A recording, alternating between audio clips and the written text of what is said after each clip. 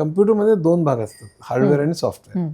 सॉफ्टवेअरमध्ये 2 भाग असतात, एक सिस्टम सॉफ्टवेअर आणि एक ॲप्लिकेशन सॉफ्टवेअर. सिस्टम सॉफ्टवेअर म्हणजे कम्प्युटर आपण विकत घेतो तर त्याच्याबरोबर जे येतं म्हणजे ऑपरेटिंग सिस्टम येते, कम्युनिकेशनचं सॉफ्टवेअर येतं, डेटाबेस येतो, कंपायलर येतात, आपण जे लिहितो ते कंपाईल करून, आणि त्याचा वापर करून आपण जे ॲप्लिकेशन लिहितो म्हणजे बँकिंग करता, इन्शुरन्स करता, हे ॲप्लिकेशन सॉफ्टवेअर. त्याला तुम्हाला कम्प्युटर कसा चालतोय माहीत असण्याची गरज नसते. प्रत्येक विषयावर 3-3 पुस्तकं, स्टॉलिंग, स्टॅनबॉम, अशी मॉरिस मॅनो, अशी अनेक पुस्तकं. ते एक पुस्तक काढून बघायला लागलं तर त्याच्या मागचं आल्याशिवाय ते येत नाही, मग ते मागचं काढायला लागलं तेही कळत नाही, मग त्याच्या मागचं. म्हणजे एवढी मोठी पुस्तकं मी काही शिकलेलं, मी केमिकल इंजिनियर, त्यावेळेस अभ्यास लक्ष नव्हतं माझं. त्यामुळे मग मला भयंकर डिप्रेशन यायला लागलं. त्याच वेळी मला सगळी व्यसनं होती. म्हणजे मी सिगरेटी 40 फुंकायचो रोज. बिडी ते क्युबन सिगार मला काही चालायचं. त्यानंतर मी अर्धी बाटली ड्रिंक घ्यायचो, म्हणजे 2 क्वार्टर्स, म्हणजे मग त्या देशी दारूपासून ते शॅम्पेन पर्यंत मला काही चालायचं. आणि मग पानपराग, तंबाखू, 8-10 कलकत्ता 120 पानामधला मी PhD होतो. म्हणजे कलकत्ता, बनारसी, मगही, त्याच्यातलं पण म्हणजे प्रचंड, म्हणजे त्याच्यातलं पण एकदम महोबा नावाचं पान आहे, लोकांना माहित नसतं. मुंबईला 3 ठिकाणी मिळायचं, फाउंटनला, प्रभादेवीला, असं सगळं माझं ते सगळं चालू असताना एकाने मला कोणतं सांगितलं की तुम्ही दारू प्यायचं तुम्हाला सोडायचं आहे का? म्हणलं हो. तर म्हणलं की तुम्ही भांग चालू करा. मग मी नरिमन पॉईंटहून महालक्ष्मीला उतरायचं, मला माहिती आहे महालक्ष्मीला भांग मिळते म्हणून. मला असले अड्डे सगळे माहिती. आणि चरस-बिरसच्या वाटेला नाही गेलो, ते माहीमला अड्डे होते त्याचे, पण माहीत होतं, त्याच्या वाटेला गेलो मी. बॉस्टनमध्ये चरस ओढलेली एकदा मात्र. पण तिथनं मी महालक्ष्मीला उतरायचो, भांग प्यायचो, परत यायचो, अंधेरीला पुन्हा 2-3 ड्रिंक्स घेऊन पुन्हा परत, सगळंच चालू. मग मी गर्तेतच जायला लागलो, कारण त्यामध्ये अभ्यास पण विषय मला कळत नव्हते, भाग मला घेत आहेत. मी इंटरव्ह्यूला आम्ही जायचो ना, माझ्या बरोबर माझ्या हाताखाली काम करणारा मुलगा होता, MTech कम्प्युटर सायन्स झालेला. आम्ही जायचो, त्या मुलाला प्रश्न विचारायचो, तुला व्हेक्टर इंटरप्ट म्हणजे काय, तो माझा हाताखालचा त्याला विचारायचा. त्या मुलाला माहीत नसायचं, तो छताकडे बघायचा, मग तो माझ्याकडे बघायचा, आपल्या बॉसला तरी येतं का, मला कोणी माहीत होतं, मी पण छताकडे बघायचं. असंच सगळं व्हायला लागलं. पण त्याचवेळी तिसरी गोष्ट घडली, ती भयंकर वाईट आणि चांगली दोन्ही घडली, ती मी आता त्याच्याविषयी लिहिलं आहे. माझ्या मुलाला ऑटिझम डिटेक्ट झाला. ऑटो म्हणजे सेल्फ, त्याची इटिमॉलॉजी, ऑटोमॅटिक, ऑटोमोबाईल, म्हणजे जो स्वतःत गुंतलेला असतो त्याला ऑटिस्टिक म्हणतात. तर ऑटिझम हा इतका विचित्र आहे, म्हणजे त्यात स्पेक्ट्रम आहे बराच, अतिशय माईल जर का असेल तर त्यातनं थोडीफार बाहेर येऊ शकतात. पण बाकी मुलगा आता माझा 43 वर्षाचा आहे, पण त्याला तो बोलू शकत नाही, सोशल इंटरॅक्शन नाही, आय टू आय कॉन्टॅक्ट क्वचित.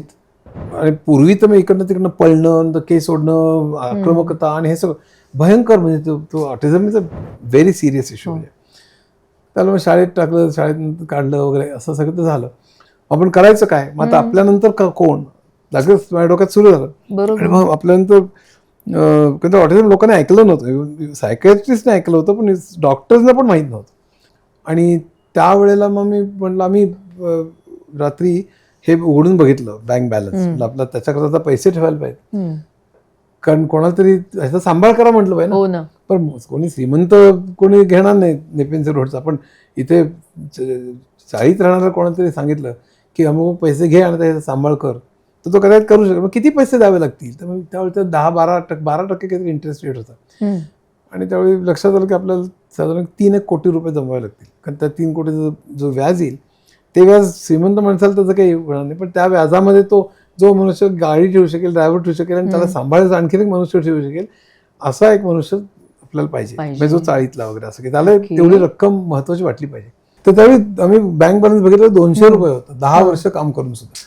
आणि कारण त्यात कोणत्या चळवळीसाठी दे, कोणाला मदत कर, रेकॉर्ड सगळं गोळा कर, पुस्तकं, आणि माझ्या व्यसनांमध्ये उद्या बघू, अशी दोघांची वृत्ती. एवढं काय प्रॉव्हिडंट फंड टाईप नको, साठवून ठेवून 50 वर्ष कसं कष्ट करून नंतर मजा करून, नंतर काय मजा करायची, असं आमच्या दोघांचं. बरोबर, त्या पण नोकरी करतात. तर ती त्यावेळी शाळेच होती, पण नंतर मग तिने सोडली. पण आता त्या वेळेला लक्षात आलं की आपल्याला हे काही जमणार नाही, म्हणजे मला जॉब टिकवला पाहिजे. जॉब टिकवला पाहिजे, मला सिस्टम सॉफ्टवेअर आलं पाहिजे. आणि इथे तुम्हाला काही येत नव्हतं, आणि मी एक वाचायला गेलो की मागचं कळत नव्हतं, असं सगळं. आणि सगळे 500-700 पानी पुस्तकं, म्हणजे ते भयंकर अवघड. आणि व्यसन पुन्हा काही मला जमायचं नाही. मग शेवटी एक रात्रभर मी एरझारा घातल्यानं सांगितलं, आपली काय म्हणून ओळख होणार आहे. किंवा म्हणजे बिच्चारे नेहारचे वडील, मला बिच्चार कधी आवडत नाही. कोणी असं ही पाहिजे की यांनी एवढ्या मोठ्या कंपन्या मोठ्या केल्या उच्च पदावर, म्हणजे आणि त्यांनी एवढी पुस्तकं लिहिली, एवढ्या संस्थांना मदत केली आणि वगैरे, असं अशा तरी पाहिजे का बिच्चार नेहारचे वडील. तर म्हणजे ही दुसरी मला नको आहे. पण त्यावेळेला मी 10 मिनिटात अतिशय निश्चय करून मी सगळी व्यसनं सोडली. 10 मिनिटात. लोक मला पाया पडतात की तुम्ही सीईओ होतात आणि अमेरिकेत हे केलं ते केलं वगैरे, कंपन्या घडवल्या, पुस्तकं लिहिली, हे सगळं ठीक आहे म्हणाले, पण व्यसनं कशी सोडली त्याच्यावर पाया पडतात कित्येक लोक. कारण एकही कोणी सोडून दाखवावं, तंबाखू, सिगरेट, पान, दारू, भांग कोणी सोडून दाखवावं, भयंकर 10 मिनिटात. आणि नाही मी नाही, खरंच आता मला शक्य नाही, वाटतं ते खातो डायबिटीज असून सुद्धा, म्हणजे जिभेवर कंट्रोल नाही. पण मुख्य म्हणजे त्यावेळेस सोडली ती. आणि मग मी अभ्यास करायला लागलो. ती सगळी माझं सीब्सला ऑफिस होतं, अंधेरीला मी राहत होतो, जवळच होतं. 5ला घरी यायचो, 5 ते 9 मी वाचायचो, 9 झोपायचो, 2ला उठायचो आणि 2 ते पुन्हा 9 वाचायचो सकाळी जायचो आधी, पुन्हा अर्धा पाऊण तास. म्हणजे साधारण 10-11 तास रोज. आणि विकेंडला 18 तास, 18 आवर्स न हलता. हे कळलंच आपलं इंटेलेक्च्युअल गर्व म्हणत नाही, पण हे काय म्हणजे आपल्याला येत कसं नाही.